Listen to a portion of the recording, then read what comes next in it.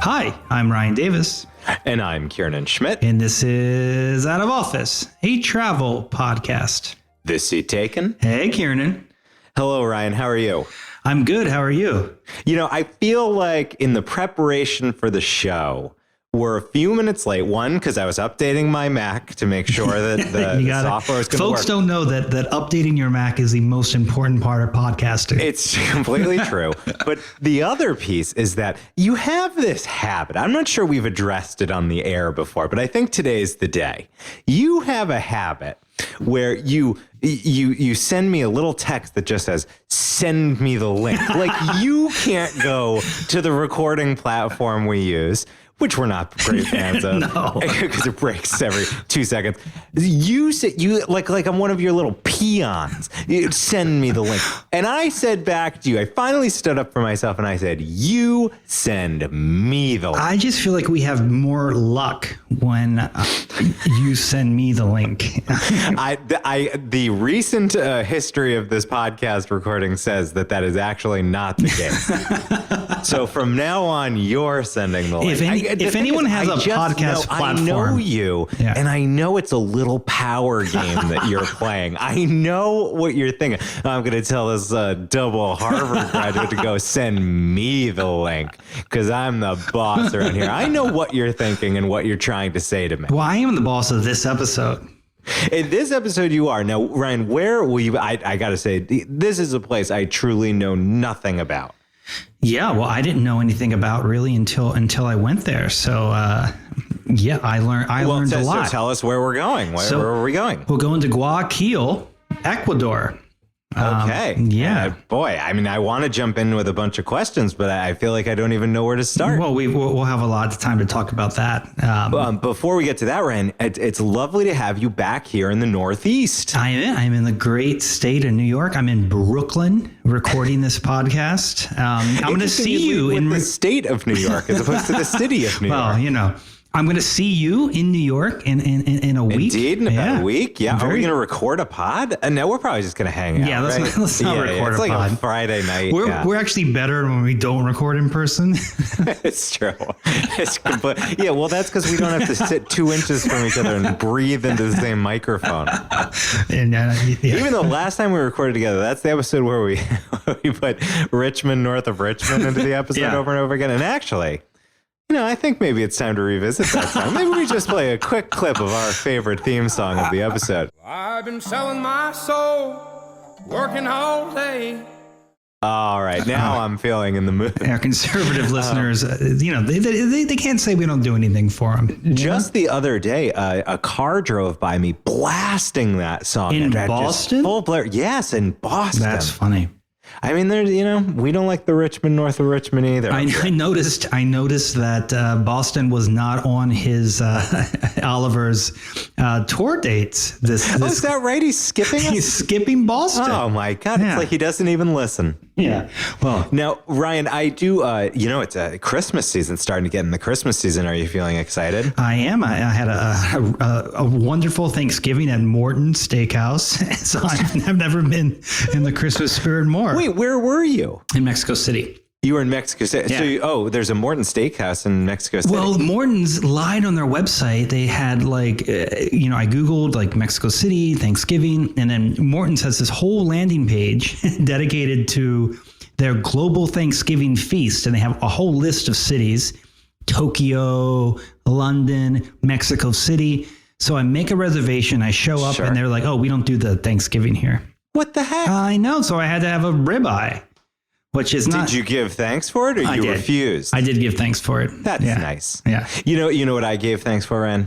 For your friendship. Oh, same. Yeah. Oh, it doesn't sound like it. You didn't say that. No, you sent me the Mitt Romney. The Mitt Romney clip. Guys, if you haven't heard this Mitt Romney, Ryan and I are big fans of Mitt Romney. I mean, are we becoming conservative?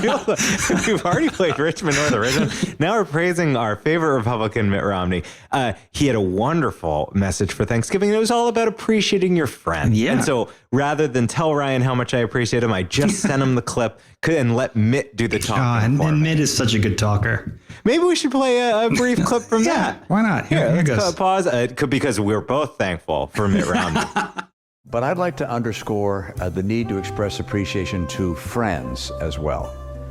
I've come to recognize that my friends are some of the greatest sources of happiness in my life, and I need to spend more time reconnecting and saying thank you to them. So maybe you can as well think about who your friends are from days past, current friends, and just reaching out during the holiday season to express appreciation, just to say hello and to indicate that you care about them. Well, and you know what else, Ryan, we're thankful for? We're going to start getting messages from our liberal listeners who are going to be like, what's going on? Which is pretty funny because we're called these woke liberals in all of our reviews. Well, you can't win. You can't win. You can't win. To bring us back to the the Christmas spirit, you brought us down Thanksgiving, the Christmas spirit, Ryan. Well, I should tease in the future. I texted you in November. I want to do a Plymouth episode next year because there's a lot of Thanksgiving. We did the Salem and Halloween, the Halloween and Salem Plymouth, episode. That's not really the Thanksgiving story. That's like what they tell second graders. It's really like Lincoln wanted to get folks excited. We're going to dig into it. Right. We're going to dig into it. There's things to see in Plymouth. I'm sure there is. There's a rock. There's a rock, and the rock has a little structure protecting it. It's the exact rock. The exact. Historically accurate. There's no way that's not the rock. There's a church in Brooklyn that claims to have a piece of Plymouth Rock. Really? Oh, yeah. It's in Secret New York, my favorite series. Ryan, we're heading into, after this Ecuador episode, this is when we're going to get into our cozy Christmas episodes. So we have a great sort of Christmassy, Christmas tinge destination, which we'll reveal at the end of this episode for our next. And then, of course, the one time a year, Ryan and I pause our travel schedule, the Christmas Spectacular episode. Is that coming up already? It's coming. It's almost time. And I believe this year, Christmas is on a Monday. I think we're going to release it probably the 24th or the 25th this year, right? We always do it on Christmas Day. You got to do it on Christmas Day. That's why it's the least popular episode of the year. No, well, maybe of the year, not of all time. No, that would be scoring Broadway tickets. Broadway tickets, of course, yeah. If we combine that with how to get cheap tickets to the Rockettes, that might be the least popular episode ever. I like when there are podcasts that do special holiday episodes. I like to go back into their archives and listen to all of them to get me in the spirit. No, it's true. Milk Street, which is like a cooking magazine. That's your show. And I love that podcast. Yeah. And for Thanksgiving, I went back, I listened to all the Thanksgiving episodes, and I realized I did the same thing last year. So if you want to get into the Christmas spirit before our official 2023 Christmas episode gets posted, go back. We've got a rich history. We must have, what do we have, 5 in the archive, 4 in the archive? A lot of Christmases passed. A lot of, wait, what would we have? We'd have 18, 19, 20, 21, 22, 5. We have 5 in the archive. That's a lot in the archive. It's a lot. And Ryan and I are big Christmas lovers. We are. I do love Christmas. That is to say we love Christmas. We're not Christmas lovers. No. We're Halloween lovers. No. There's been some misunderstandings about that in the past because of our natural rapport. Well, I think we've cleared that up with the Oliver Anthony songs. Fair enough. I'm the only gay man who's ever listened to Oliver Anthony, I think. Now, Ryan, I'm so desperate to, before I settle down into the cozy Christmas spirit, I should probably get out to Ecuador. You should. It's warm there, so I think it's time to take off. Tell the cabin crew. Flight attendants, prepare for takeoff, please. All right. We are in Guayaquil, Ecuador, and Guayaquil is like the most. It is the largest city in Ecuador. It has the biggest population. It's got about 3.1 million folks in the metro, and it serves as like a major port. It's basically right next to the Pacific Ocean. So, it's got like a port city vibe. And margaritas? No, it's Ecuador. Sure. Okay. Margarita. I had a lot of gin and tonics there. I don't know if that's the official drink, but it was my official drink. Sure. When I was allowed to drink. Remember, the presidential election was that weekend, so they didn't allow any drinking in Ecuador during the presidential election. But A lot of folks will visit Guayaquil if they are on the way to the Galapagos. So there are basically two cities that are sort of the gateway to the Galapagos. Quito, which we've talked about before, is one of those cities. But Guayaquil has even more flights daily to the Galapagos. And it's a shorter flight, more frequent. So a lot of folks will come through on their way to the Galapagos. Now, I haven't done the Galapagos yet, but I feel like, this episode is leading me to want to do that. Oh, absolutely. That was in the cards. Catherine and I, a couple years ago, a friend's parents were going to book for her 70th birthday a huge cruise. Like they were going to take a small cruise ship and pack it with their family and friends. And we were all going to go to the Galapagos. And COVID sunk that ship, sadly. And so we never got to go to the Galapagos. It's still very, very much. That's got to be, I would say that's probably the biggest draw to Ecuador. Oh, most definitely. Yeah. Now, Ecuador had an especially difficult COVID because they were so reliant upon tourism to the Galapagos that, is that right? Yeah, that's interesting. The 2 years of no travel really hurt them, combined with like a couple other factors. And it's tough to talk about Guayaquil without talking about the sort of rise in violence that has happened there in the last 4 years. So Ecuador, famously peaceful, small country, never really had a problem with cartel violence or leftist guerrillas or anything in between. It was a relatively peaceful country. And what happened was a couple things. The pandemic really, really devastated the Ecuadorian economy. And Colombia made a deal with a handful of narcos and guerrillas that basically shut them down in Colombia. So everybody just moved over one country. So poor Ecuador sits in the middle of Peru, where they produce a lot of the cocaine, and Colombia, where they would process it to ship it out. And because this is a port city, like we've talked about, it's become a real issue in Ecuador. The murder rate is up 4 times over the last 5 years, which is really crazy. Yeah. The leading presidential candidate was assassinated in broad daylight in Ecuador, in Quito. And because he was seen as anti-narco, he was anti-narco. So this has really put a damper, to say the least, on this on the episode. On the episode, on the city, on the episode. I didn't have, Did you know all this? I didn't know like all the details. I mean, I knew because I was just in Quito. I knew that there was like a rise in violence. I didn't know how bad it was in Guayaquil, but I was smart. I during the day I walked in really popular areas. At night I took Ubers. I didn't walk around. So, I was safe. There were a lot of American tourists there. Again, lots of people going into the Galapagos. My hotel was full of like a massive tour of people who were going. So.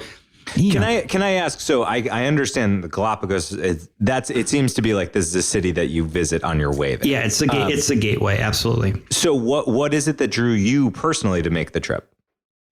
Well, it's a really big city. It's the biggest city in Ecuador. It has restaurants and nightlife and all sorts of things. And I had been to Quito and I wanted to go to Quinca, which is another city we'll talk about one day in Ecuador. So this was sort of my stopover in between those cities. And where did you discover it? Like, where did you read about it for the first time? Oh, it just comes up in major cities in Latin America. And, it used to be on the list of major cities that were safe to travel to. Now it's probably less on that list. Yeah. But so that aside, be smart, take cars at night. Don't walk around in areas that are not very popular, not very full of folks. Like I would recommend really in any city. You got to be full of folks. A lot of folks. You sound like Scruff McGruff, the Chicago crime dog. You remember him? No, is he the same as? Oh, yes, I do remember Scruff McGruff. When we were growing up. He say folks? No. When you're forewarning people, you're staying in crowded areas and avoid drugs. Yeah. But yeah, Scruff? Was that his name? McGruff is it was right. definitely McGruff. Maybe he had a kid sidekick named Scruff. I don't know. I remembered he had a song. I feel like him and Smokey the Bear should have been like Illinois, besties. 60692. Chicago, that's another whole city. Yeah, that's right. They sound very similar, actually. So now to the good stuff. Before you get there, Yeah. I do just want to. His name is McGruff, the crime dog. McGruff, the So you made crime up the dog. first name. No, there is a Scruff. There is a Scruff. I'm seeing some mixing. No, it looks like his first name is indeed Scruff. Hold on. His nephew is Scruff. Yeah, little Scruff. there There's like a little guy. Yeah. Yeah, so McGruff is the one that was like the kind of hard bitten crime dog Right. with a trench coat on, and then a little bit of lightness came in. Yeah, you're kind of the McGruff, and I'm kind of the Scruff of the podcast. I like to think. I don't think either of them could handle Guayaquil. You know, they should stick. I don't know. McGruff was pretty tough. I mean, he's was. called the crime dog. A lot of dogs in Ecuador. It's true. like strays. No, just like people had a lot of dogs. Oh, It was that's nice. It It's was like nice. Austin, Texas. A lot of dogs. Yeah, it's very the only thing it has in common with Austin. So one of the things that you'll notice. Also, they were bloodhounds. All right. Good. So I just want to let you know that. Bloodhounds. Because they smell, they could track down the crime. So if they were in Ecuador, they'd be going crazy. God. So you are coming from the airport in Guayaquil. It's actually a really beautiful airport. What's interesting about the city is that it so clearly had all this tourist infrastructure built in the last 20 years. And it's a city that is used to having a lot of tourism. So the airport's actually really beautiful. Like you walk into the airport, it's surrounded by a big koi pond, a pond full of koi. Yeah, I understand yeah. what a koi pond Yeah, is. Thanks. I mean, it wasn't like a pond that was acting koi. It was full of koi. Who, me? Drip, drip. So you get in your car. You're headed sort of into the center area. There's a couple areas that folks stay. I stayed in the historic center, but there's also some fancier hotels up north, and I'll talk about those a little later. And you'll see this big, ridiculous monkey statue on the way to or from the airport, and it's hard to explain. It's just like it's like it's like life-size King Kong kind of deal. That is just hanging out by the freeway, and I got such a kick out of this this statue. There are quite a few monkeys in town. Not like walking around town, but like in zoos and things. Do they ride the dogs? They do. They should. But I thought this was just like a lovely sort of way to kind of enter the city. Typically we break this down by museums and by restaurants. I'm going to do this a little bit differently, just sort of group some neighborhoods together that you'll want to visit. Is it like places to be shot? Places to be stabbed? Places not. These are places I think that you'll be pretty okay when you go to these places. And this is a city you can really see in like 2 or 3 days. I was there for like much longer. So God, you always do that.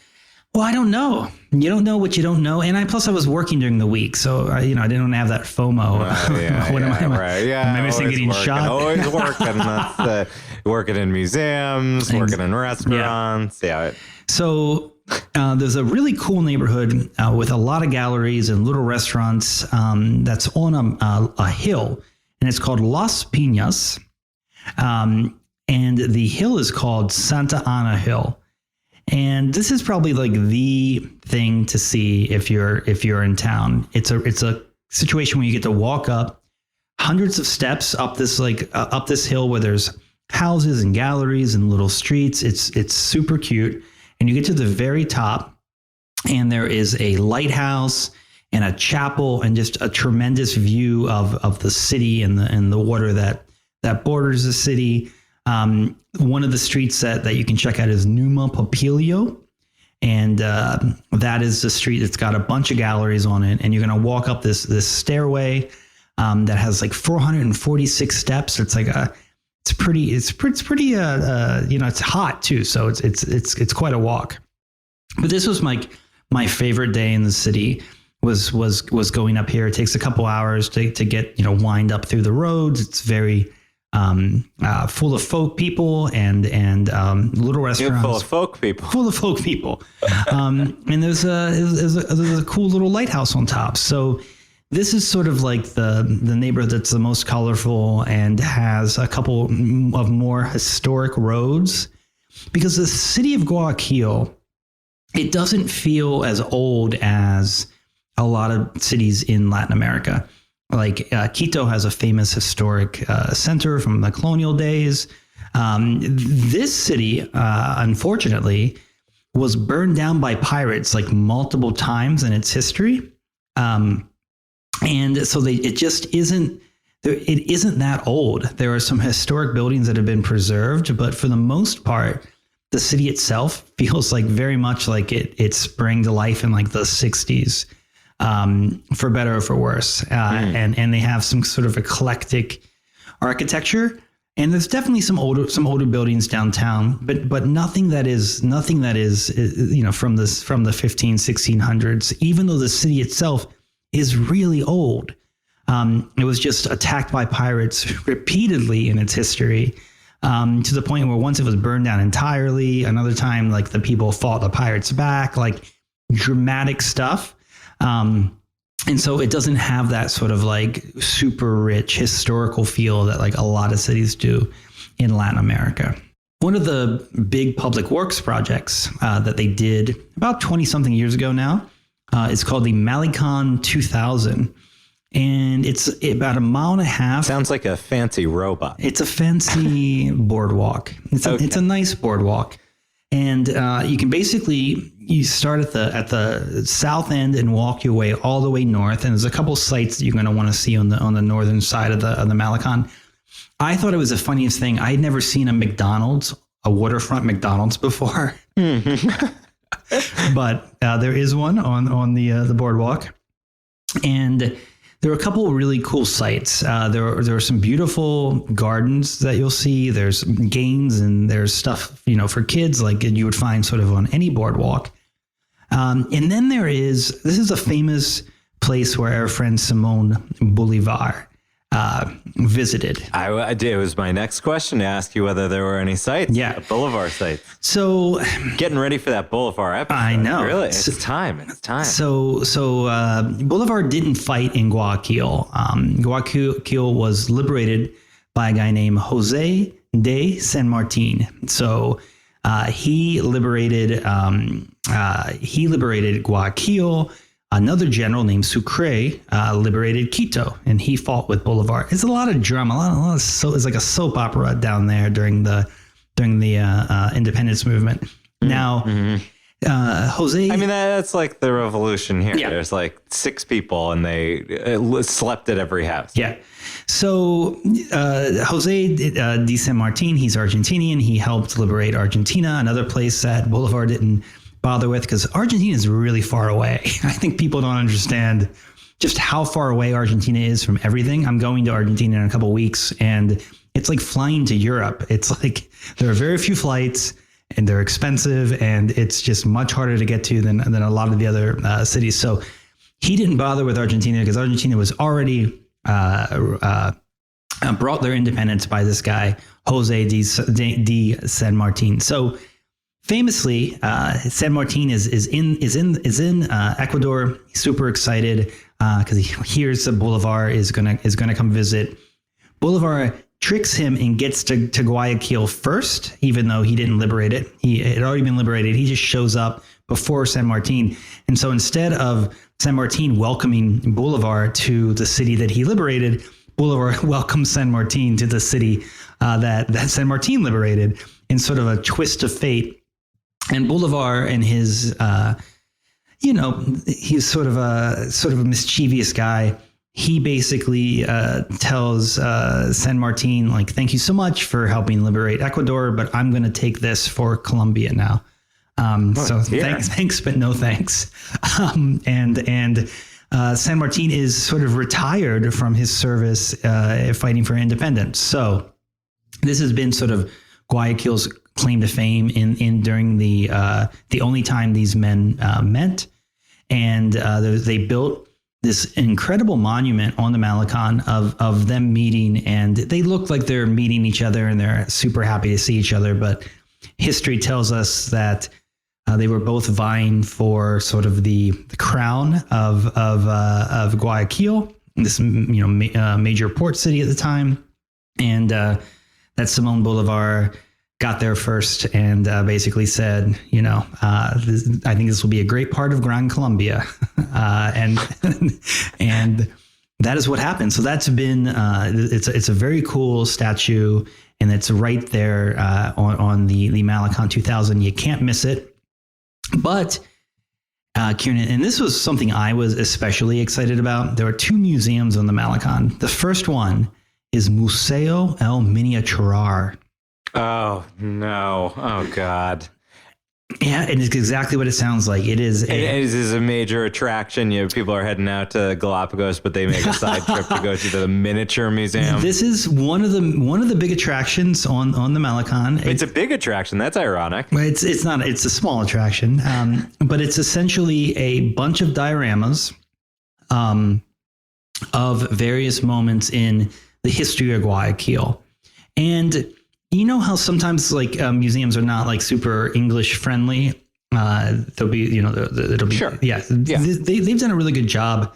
Actually, each time there are two buttons you can hit at each one of the exhibits. One tells you the story in English. One tells you the story in Spanish.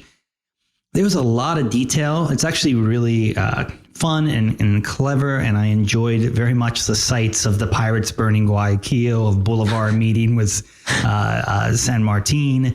They even have, in this sort of meta part of it, the very end, they have the building of the Malecon 2000 and the airport as part of the history. So you're standing on the Malecon and you're watching the miniature Malecon be built. And could you see a little Ryan? I imagine that I was looking, if it was like a Spike Jonze film, there would have been a little Ryan there, and we're like, what is that?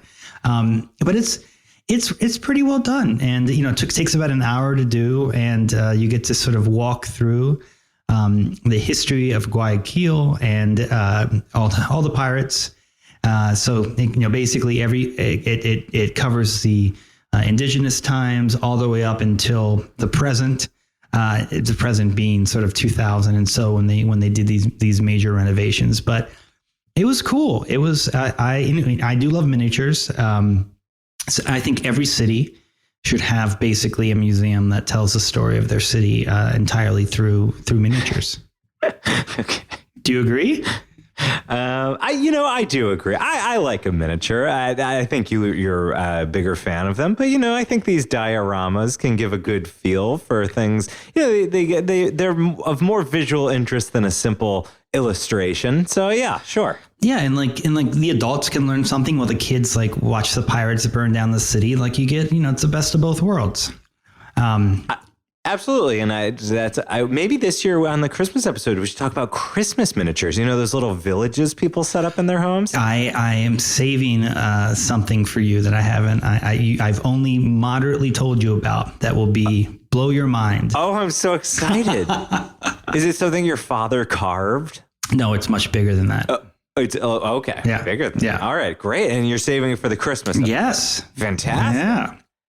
Yeah.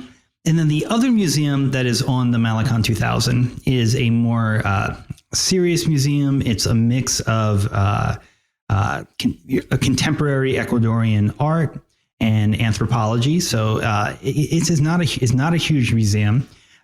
Takes you about probably 45 minutes or an hour to get through. So you could really do the Malecon in one afternoon and see both museums and still have time to go out to dinner.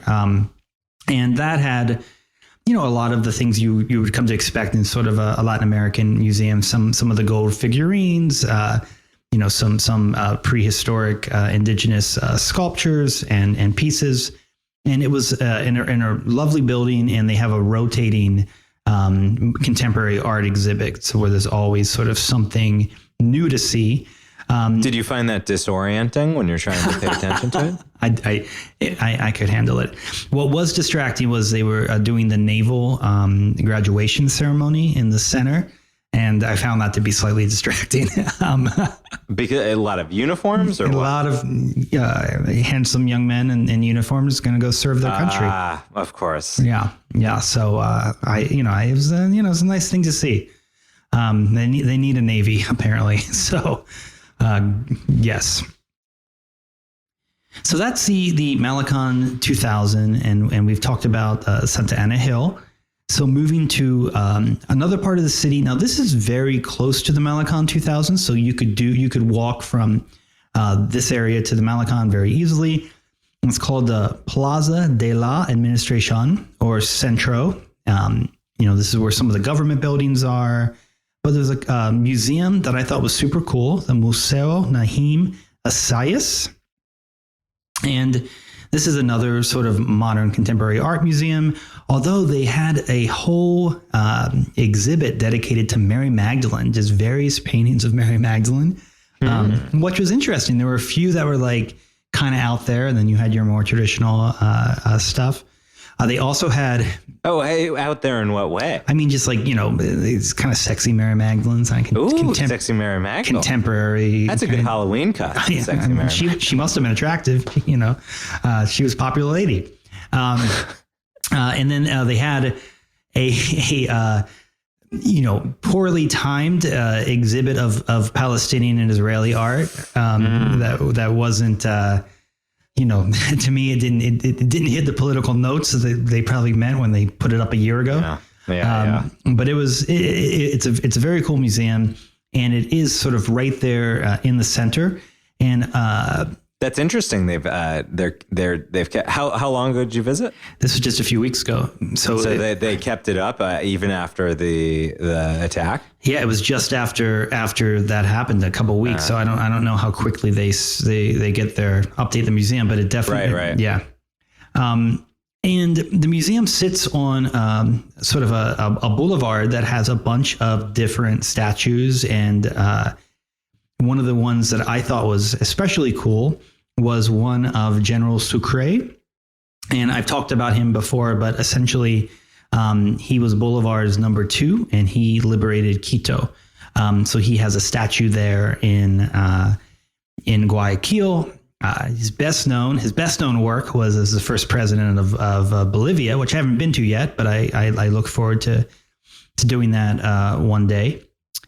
And then a really interesting place. So, there's the iguanas. You like iguanas, Kiernan? Do I like iguanas? Yeah. I'm fine with iguanas. I find that their eyes moving independently is fascinating.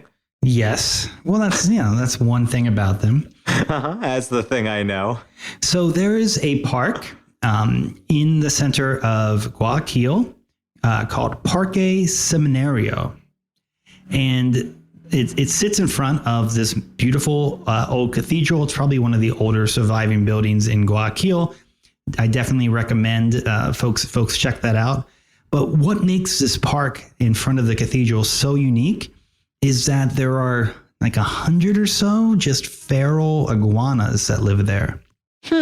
What makes an iguana feral? It's just living in the park, and people pet them, and they jump up on the chairs. They're everywhere. I've never seen any. It is like iguanas have gone completely feral. They're running this park. The kids are picking them up and running around with them. You didn't do that. No, I took some pictures of them, and sure. It was funny because one of them like crawled underneath the fence and kind of got out to the front of the park near the cathedral. And apparently this doesn't happen very often. And there were like police who came. The police came and captured the iguana and took it back. Took it back into the park. Good Lord! But they're hanging from trees. They're sitting on benches. And people are feeding them and getting pictures taken with them. And they're very, they're the wild iguanas, but they are relaxed. They're chill. I don't know if iguanas ever get that unchill, but I've never seen so many iguanas amongst the people before. I want to correct myself, Ryan. Before recalculating comes up, I was thinking of chameleons. Oh, chameleons. well, you wouldn't be able to see them as much, But But iguanas don't. Iguanas almost look like little dinosaurs. Yeah, they're little. They're out of control, and they are running around this park, and it was. And they're large, right? Yeah, they're like the size of your forearm. Yeah, and they've been around for. I mean, some of them are old, so they're really big old slow iguanas. There's young, fast iguanas. They got every iguana you could. Whole society. The whole society. My tip off was when you said you could see them because of course, an iguana adapts. A chameleon adapts. Oh, a chameleon adapts. Oh God, my gosh. Is this a blind spot I never knew I had? I know that I can't. I'm very bad at in the moment saying sediment versus sentiment. Yeah. That's a real weakness of mine. Another weakness is acronyms. And now I'm thinking maybe telling chameleons and iguanas apart. Luckily, none of these are very important to succeeding at life. Yeah. But they're important blind spots to know about. I have to at work. I have to say sentiment analysis a lot. If I started saying sentiment analysis, I'm like, ooh, that's a whole. Well, you'd be as a national park scientist if you had to do sediment analysis. Exactly. So that is sort of the stuff to see in the center. Okay. So I had dinner at this really fantastic restaurant. It's actually on the Latin America's the best in Latin America. It's called Casa Julian, and this is in a park called the Parque Histórico Guayaquil. And what annoyed me about this is I didn't actually know that it was in the park, and so I didn't get there early enough to do the tour of the park. But they've actually moved some historic buildings into this park. So one of the things I would recommend is if you're going to go check out this restaurant, there are two really, this is one of the two restaurants that really stood out to me in Guayaquil. If you're going to go to this restaurant, get there early enough or go for brunch or something where you can explore the park, because it's a really big property. It's in this old historic hotel. The hotel itself is where a lot of folks stay who are sort of doing 1 or 2 nights before they go into the Galapagos. And the park definitely looks worth exploring. And near that park, not too far from it, is the Botanical Gardens of Guayaquil. And I did this, and it was fine. It's not a great botanical garden. The highlight for me was the little spider monkeys. Sure. And I love spider monkeys. They were totally charming, and we're just kind of hanging out. I also enjoyed the parrots who spoke Spanish, and a lot more nature in this city than I was expecting. Well, it's right. I mean, it's near the Galapagos, so sure, makes sense. But one of the things that there's also a very large national park that folks go to if they are not worn out from the nature from the Galapagos. That was sort of outside of my range of travel for this trip. But they've built another sort of internal no-car island that is super focused on nature. I didn't have time to go, but Isla Sante, and that is something if you're looking for nature, I would say skip the botanical garden. Isla Sante, you walk. It's near the Malecon, and you walk across a sort of boardwalk bridge until you get to the little island. And there's a lot of nature there, and it's supposed to be very, very beautiful. And I just didn't have time to make it out there. But, reason to go back when I go to the Galapagos to make sure to check out Isla Sante. Reason to go back. Reason to go back. And then rounding out my visit to Guayaquil. And this was this sort of surprised me. And I guess, every city has an area like this. But there's this commercial center called Plaza Lagos, and it is absolutely beautiful. It's a modern construction, but it's built to look historic. There's so many fountains and lights, and it is like the Polanco, the Beverly Hills of Guayaquil. And there's this wonderful restaurant that I ate at twice, actually, called Mika, and it's a Peruvian Japanese place. I like that. That's very few people understand, if you haven't been to Peru, that there's a big Japanese immigrant population in Peru, and this is the cuisine that came out of that. Yeah, and the food is fantastic, and the sushi.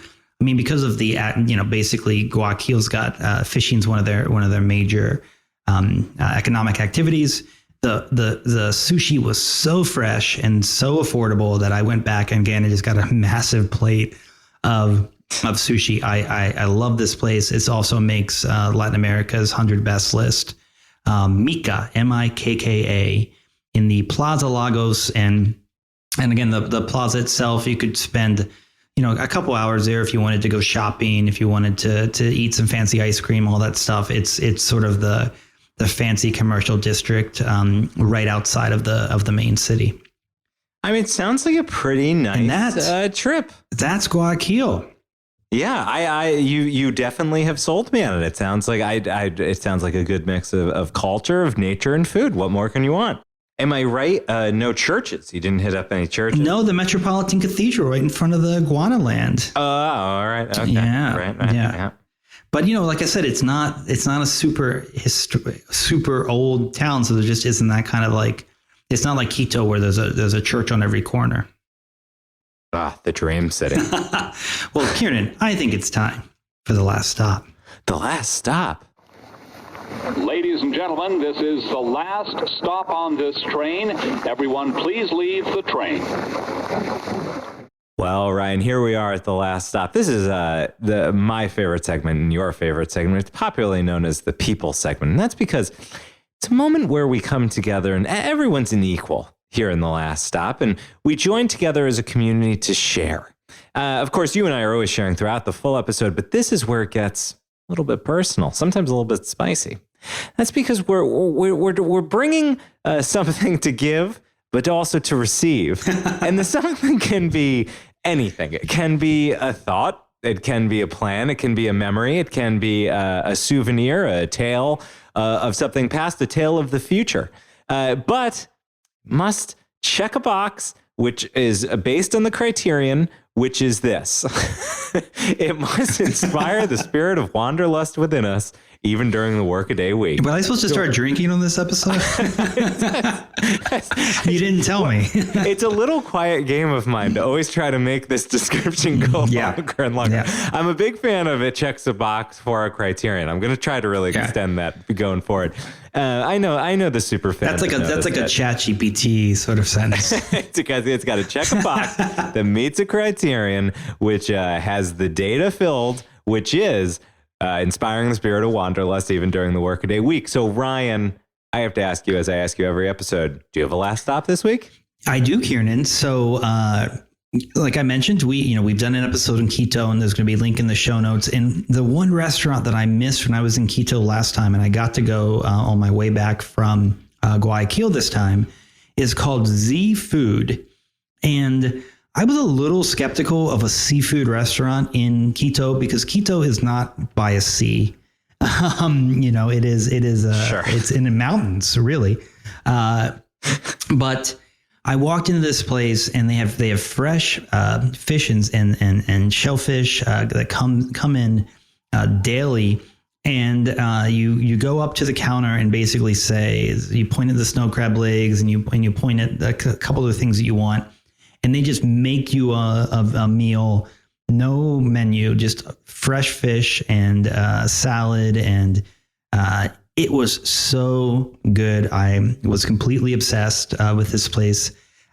Maybe the best meal now I've had in Quito. If I'm ever back in Quito, you can bet I will be at Z Food. So link is in the show notes. And if you really just have a night or two in Quito, I would put this one really high on your list. And I was so glad that I had, it was one of my reasons to go back. I like it because it sounds like a Frenchman. It's a food. They're playing with you there. Did you bring a last stop? I, of course, brought a last stop this week, Ryan. There is a national park news that I want that really caught my eye. There's always a drumbeat of national park news I'm keeping my eye on, but this one's pretty cool, which is that so Death Valley, you familiar with Death Valley, Ryan? It's hot there. It's very hot. That's exactly the point. It's extremely hot there. It's actually some of the hottest temperatures on Earth have been recorded there. It can reach up to 130 degrees. I mean, real like nightmare. This is why it's called Death Valley. Super hot during the day, quite cold at night. And it's, it's dunes. I mean, it's really, and it's also, it's extremely low. It gets up to 300 feet below sea level, which is a lot below sea level. And it's extremely dry. Everything's kind of covered in salt. And it's just, I got to be honest, Death Valley has not been at the top of my travel list for national parks. But apparently, because of a complete deluge, there was a lake that formed unexpectedly. At, a lake in Death Valley? A lake, a vast lake appeared at an area that is called Badwater Basin. It's pretty apropos for if you got a lake. So you got Badwater Basin, and it filled up with this beautiful lake. And I'll link to an article in the Times about it. It's got, it looks absolutely gorgeous. This is a place to travel for. Much more. If I knew this was going to be there in Death Valley, I'd book right away. So what it is, folks are saying that because of the changing climate, that these super fast extreme storms are going to become more common in this area. And so they got 2.2 inches of rain from this one storm, which is usually what the park would get in a year. Oh, wow. And it causes a lot of damage to the roads. They said literally every road in the park was damaged from different slides. I mean, this landscape just is not used to that much water pouring down. So the ground moves and things collapse, and it takes a lot of time for the National Park Service to recover the infrastructure. But you can get in, you can see this amazing lake, and it looks awesome. It looks absolutely beautiful. So kind of you kind of got the upside, yeah, but it's also a scary story about climate change and what it's going to do to the parks. It is the how quickly the climate is changing around the world, and how it is really striking. I mean, it goes without saying, but I was in Mexico City, and they've had much less rainfall than any time in recent history. They've had a water shortage, and some places are getting more. I mean, things are really, it's crazy out there. It's feeling urgent, much more urgent than it was even 10 years ago. Yeah, no, absolutely. Because I don't know if you remember when we were back in the agencies, I worked with Al Gore on this big climate change campaign. And I remember the main central problem we were facing was that it just didn't feel real enough to enough people. But with the wildfires and the growing intensity of these weather events, I do think that people are really, it's so in your face, it's hard to ignore. Yeah, no, this is us bringing the liberals back. That's true. Yeah. I wonder what Mitt Romney has to say about climate change. Let's take a brief moment to hear. Mitt Romney. I don't know. Maybe I'll find a clip to plug in there. I'm not sure. No, Mitt is a realist when it comes to as long as it doesn't affect the hot dog supply. I'll be just fine. Well, you've promised us a very non-Death Valley episode. No, we're gonna listen. As we approach Christmas, it's time to settle down into a cozy little New England town. Maybe the snow is falling outside. You've got a nice warm fireplace going. I want to take us to Stowe, Vermont. And Stowe is a wonderful ski destination, but there's lots of other things to do in town. Catherine and I have gone there several times, including with Charlie.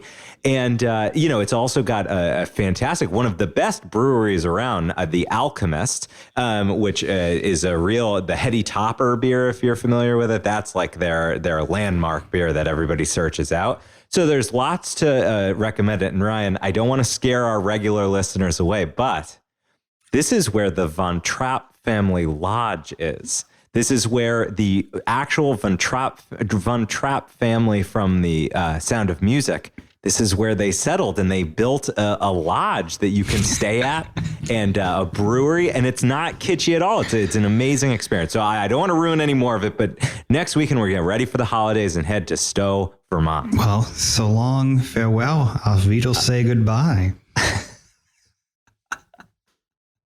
For folks who don't know, that's from the Sound of Music. It's just save it for the next episode. Yeah. Save it for the next episode. Until then, how do you solve a problem like Ryan? Until then, I'm Ryan Davis, and I'm Kiernan Schmidt, and this is Out of Office, a travel podcast. This seat taken. Once more from Oliver Anthony. No, I'm kidding.